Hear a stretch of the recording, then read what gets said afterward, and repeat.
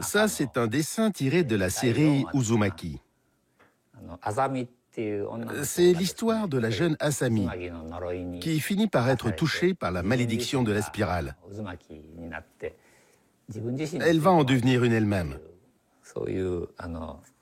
Regarde, on voit la spirale qui prend possession de son visage. J'aime beaucoup cette image.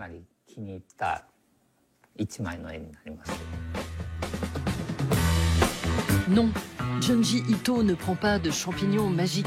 Sa seule addiction, c'est une consommation excessive d'encre noire.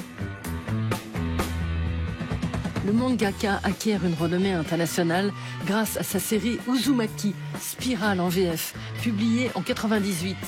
Elle raconte l'histoire de villageois qui sombrent dans la folie après avoir été hypnotisés par les lignes courbes de coquilles d'escargots. Bon sang de bois!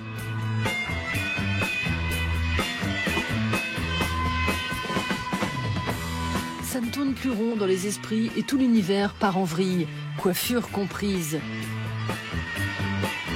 40 ans avant Junji, Alfred Hitchcock s'était aussi inspiré de la puissance hypnotique de la spirale pour réaliser Sueur froide. C'est pas un peu tiré par les cheveux tout ça? Pendant l'écriture de mon manga, j'ai voulu en avoir le cœur net.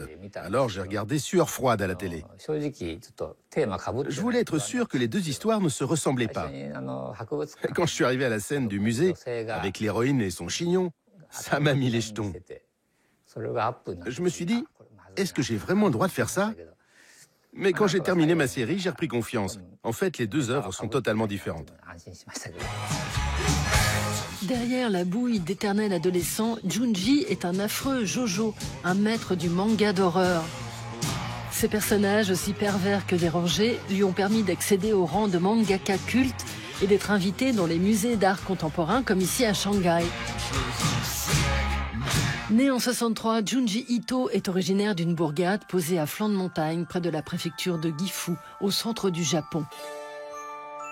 Il s'inspire de l'atmosphère rurale de sa région et des rumeurs attachées à sa ville pour nourrir ses récits. Le petit cimetière qu'il arpentait enfant, ou ce tunnel abandonné à la sortie du village, continue de le hanter.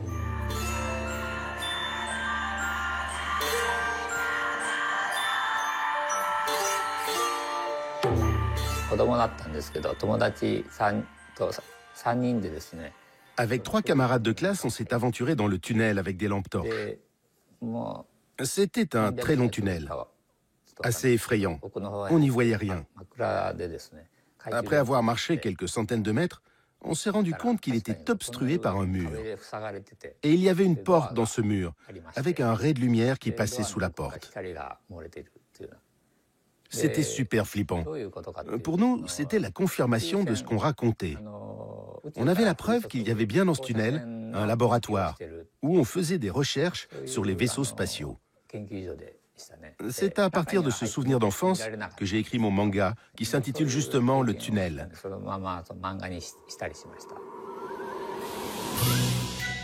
Au Japon, la sortie d'un nouveau manga de Junji est un événement annoncé à coups de trailer, comme ici avec le journal maudit de Soichi.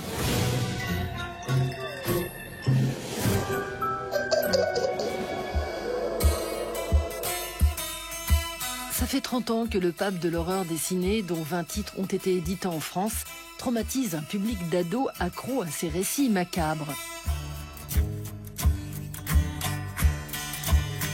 Revenants, monstres d'outre-monde et jeunes filles perverses, c'est la famille Adams version Junji.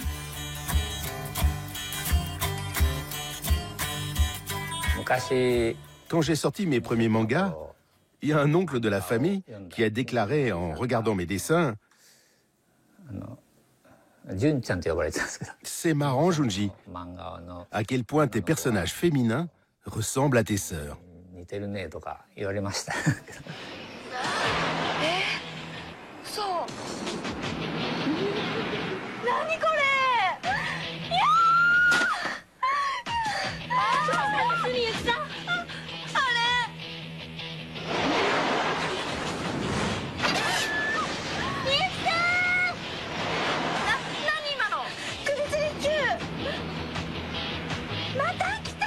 Bien avant de se lancer dans la carrière de mangaka, Junji Ito faisait déjà claquer des dents en exerçant dans un cabinet comme prothésiste dentaire.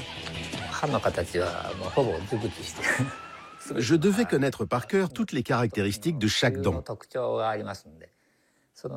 Alors, quand j'ai quitté la profession pour devenir mangaka, je me suis dit que ça serait dommage de ne pas mettre à profit toutes ces connaissances assez fastidieuses que j'avais dû assimiler. Quand j'ai l'occasion de dessiner des dents, je prends un plaisir maniaque à les faire les plus précises possibles. C'est une façon de rentabiliser mes études sur le sujet. L'autre obsession de Junji Ito, c'est sa passion pour l'œuvre fantastique et mystique d'Howard Phillips Lovecraft, qu'il découvre lorsqu'il a 20 ans. Les monstres cosmiques et marins de l'écrivain américain imprègnent les cases des mangas d'Ito.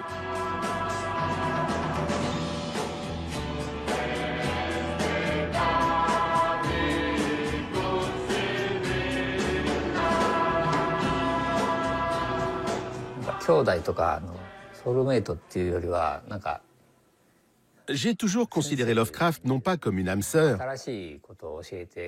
mais comme un professeur qui renouvelait mon approche sur le fantastique et l'horreur que j'adorais.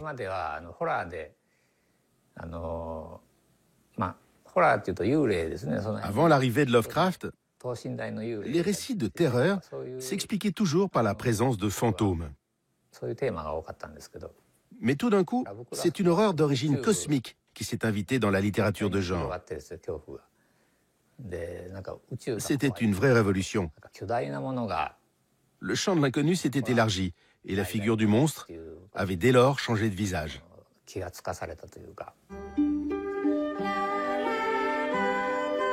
Avec sa capacité à créer des monstres, certains comparent Junji Ito au docteur Frankenstein, qu'il a d'ailleurs adapté en manga.